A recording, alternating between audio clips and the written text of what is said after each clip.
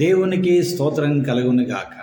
క్రీస్తునందు ప్రియమైన యేసుతో ఏకాంత సమయం క్వైట్ టైం కార్యక్రమ వీక్షకులందరికీ ప్రభువైన యేసుక్రీస్తు నామం పేరట విజన్ క్యూటీ ఫెలోషిప్ తరపున ప్రత్యేక వందనాలు, శుభాలు తెలియజేస్తూ నేటి ధ్యాన కార్యక్రమానికి మిమ్మల్ని ప్రేమతో ఆహ్వానిస్తున్నాను. ప్రియులారా, నేటి ధ్యానం కొరకు ఏర్పాటు చేయబడిన పరిశుద్ధ లేఖన భాగము లూకాసు వార్త 8వ అధ్యాయము 1 నుండి 15 వచనాలు. ప్రియులారా, సమయానుకూలంగా నేను మీ నిమిత్తము 5 నుండి 15 వచనాలు మాత్రమే చదివి వినిపిస్తాను. మీరు పూర్తి లేఖన భాగం చదివి ధ్యానం చేయాల్సిందిగా మీకు జ్ఞాపకం చేస్తూ రండి. మీ దగ్గర బైబిల్స్ అందుబాటులో ఉన్నట్టు ప్రియులారా, నాతో పాటు మీరు కూడా బైబిల్ తెరవండి. ముందుగా వాక్యం చదివి ధ్యానంలోకి వెళదాం. లూకాసు వార్త 8వ అధ్యాయము 5 నుండి ప్రారంభించుకుందాం. విత్తువాడు తన విత్తనములు విత్తుటకు బయలుదేరను. అతడు విత్తుచుండగా కొన్ని విత్తనములు త్రోవ పక్క పడి త్రొక్కబడెను గనక ఆకాశ పక్షులు వాటిని మృంగివేసెను. మరికొన్ని రాతి నీళ్లను పడి మొలచి చెమ్మలేనందున ఎండిపోయాను. మరికొన్ని ముండ్ల పొదల నడుమ పడెను. ముండ్ల పొదలు వాటితో మొలచి వాటిని అణిచివేశాను. మరికొన్ని మంచి నేలను పడెను. అవి మొలచి నూరంతలుగా ఫలించెదనెను. ఈ మాటలు పలుకుచు వినుటకు చెవులు గలవాడు వినుగాక అని బిగ్గరగా చెప్పాను. ఆయన శిష్యులు ఈ ఉపమాన భావం ఏమిటి అని ఆయనను అడగగా, ఆయన దేవుని రాజ్య మర్మములు ఎరుగుట మీకు అనుగ్రహించబడి ఉన్నది. ఇతరులైతే చూచియు చూడకయు వినియు గ్రహింపక ఉండునట్లు వారికి ఉపమాన రీతిగా బోధించబడుతున్నవి. ఈ ఉపమాన భావం ఏమనగా, విత్తనము దేవుని వాక్యము.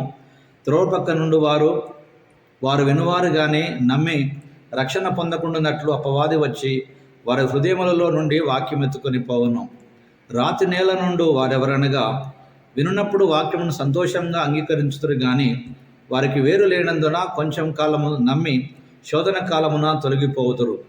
ముండ్ల పొదలలో పడిన విత్తనం పోలిన వారెవరనగా విని కాలము గడిచిన కొలది ఈ జీవన సంబంధమైన విచారముల చేతను ధనభోగముల చేతను అణచివేయబడి పరిపక్వముగా ఫలింపనివారు.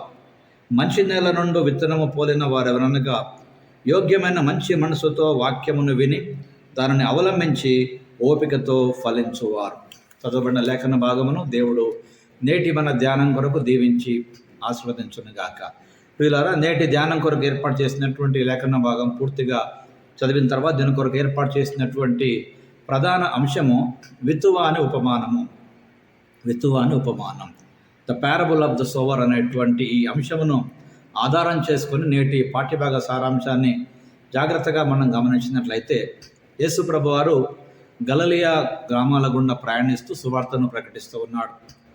12 మంది అపోస్తులతో పాటు ఇంకా అనేక మంది స్త్రీలు ఆయనతో పాటు సువార్త కొరకు వచ్చారు. వారిలో చాలామంది తమ సొంత సంపదతో యేసు ప్రభువుకు మరియు ఆయన శిష్యులకు పరిచయం చేస్తూ వచ్చారు, ఆహారం అందిస్తూ వచ్చారు.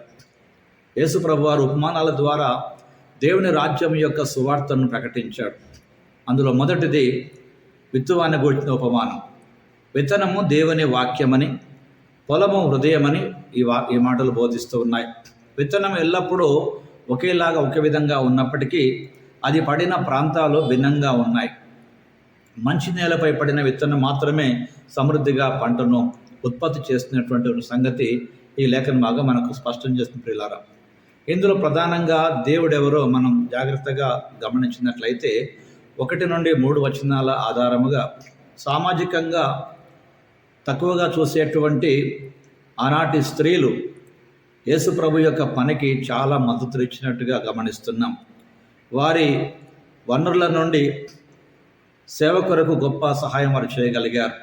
కాబట్టి ఆయన లక్ష్యాన్ని వారు చేరగలిగినట్టు చూస్తున్న ప్రియులారా, దేవుని రాజ్యాన్ని నిర్మించడంలో వారిని ఒక చురుకైన భాగస్వాములుగా ఈ పరిస్థితులు చేయగలిగిన సంగతి మనం ఈ పాఠ్యభాగంలో గమనిస్తున్నాం. ప్రియులారా, దేవుని రాజ్యము బాహ్య పరిస్థితుల ఆధారంగా ప్రజలకు వివక్ష చూపదు. దేవుని కృపను పొందిన మరియు సేవ చేయాలన్నటువంటి హృదయం ఉన్న వారెవరైనా ఇందులో చేరవచ్చు, ఈ పని గొప్పగా చేయవచ్చు. ప్రియులారా, ఇందులో ప్రధానంగా 8వ వచనం 15వ వచనంలో ఒక విషయాన్ని మనం గమనించినట్లయితే, మీ జీవితంలో వాక్య ఫలాలను ఉత్పత్తి చేయడానికి మీరు శ్రద్ధ గల రైతులాగా మీ హృదయం అనే పొలాన్ని దున్నాలి, విత్తబడిన వాక్యాన్ని సాగు చేయాలి మరియు ఫలించే వరకు పట్టుదలతో ఓపికతో ఫలము ఎదురు చూస్తూ ఉండాలి. కనుక నేటి ధ్యాన భాగంలో పాల్పొందుతున్న ప్రియ సహోదరి సహోదరుడా, నిజముగా నీవు ఈ 4 విత్తనాల సంబంధించినటువంటి లేక నేలకు సంబంధించినటువంటి వాటిలో నువ్వు ఏ నేలను పోలి ఉన్నావు అనే సంగతి నువ్వు గ్రహించవలసిందిగా ప్రభు పేరట మీకు జ్ఞాపకం చేస్తున్నాం ప్రియులారా. కాబట్టి నేటి పాఠ్య భాగంలో దురదృష్టవశాత్తు అంటారు కదా, అవసరమైనటువంటి శ్రమ చాలా ఎక్కువగా అనిపించడం, శోధనలు చాలా ఆకర్షణీయంగా అనిపించడం, దానివలన కొన్ని సందర్భాలలో ఈ పని నుండి మనం నిష్క్రమించాలనేటువంటి సందర్భాలు ఉంటాయి.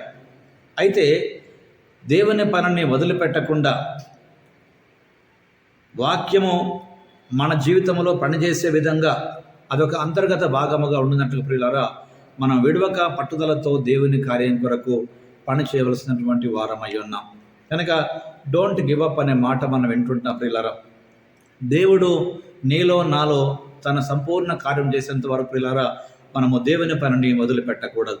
కనుక నమ్మకంగా ఫలించుటకు వాక్యం యొక్క సాగు అనగా వాక్యం యొక్క ప్రకటన ఎంత గొప్పదో, వాక్యం విని దాన్ని గ్రహించి నిజముగా దాన్ని తన జీవితానికి అన్వయించుకునేటువంటి వాడు సమృద్ధిగా ఫలాలు ఫలించబడని సంగతి నేటి పాఠ్య భాగంలో నుండి మనకు జ్ఞాపకం చేయబడుతుంది ప్రియులారా.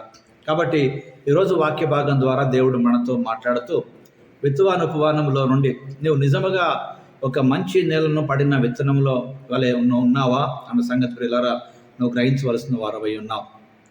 కనుక నేటి పాఠ్య భాగం ద్వారా ప్రభు మనతో మాట్లాడుతుండగా రండి ఒక ప్రార్థన చేసుకుందాం. నిజముగా మన జీవితం లేక మన హృదయం అనేటువంటి ఈ నేల ఒక మంచి నేలగా దేవుని వాక్యము విత్తబడట ద్వారా అనేక జీవితాలకు ఉపయోగకరంగా మేలుకరంగా మనం ఉన్నట్లుగా ప్రభు కృప చూపించాలని ప్రభు సన్నిధిలో ఒక ప్రార్థన మనం చేసుకుందాం. ప్రభువా, నీ వాక్యము యొక్క శ్రామికుడిగా ఉండడానికి, దానికి విధేయుడిగా ఉండడానికి నాకు సహాయం చేయండి. తద్వారా నీ వాక్యం యొక్క సమృద్ధైనటువంటి ఫలాన్ని ఫలించగలుగుటకు, నిజముగా నీ వాక్యం యొక్క సమృద్ధిని అనుభవించగలుగుటకు మాకు సహాయము దయచేయమని క్రీస్తు ప్రభు పేరట ప్రార్థిస్తున్నాం పరమ తండ్రి. Amen, amen. వీళ్ళారా ప్రభు వారు నిత్యము తన వాక్యం ద్వారా మనతో మాట్లాడుతూ ఉండగా నిజముగా ఫలించేటువంటి వారంగా మనం ఉన్నామా లేదన్న సంగతి వీళ్ళారా ఒకసారి మన జీవితము వాక్యంలో నుండి పరీక్షించుకోవాల్సినటువంటి వారమై ఉన్నాం. వీళ్ళారా నిజముగా వాక్యమందులో ఫలించాలంటే మనము మంచి నేలను పోలిన వారముగా ఉండాలి. మొదటి నేల త్రోవ పక్కన అని రాయబడింది, అనగా విత్తనం వేసిన అది ఫలించినటువంటిది.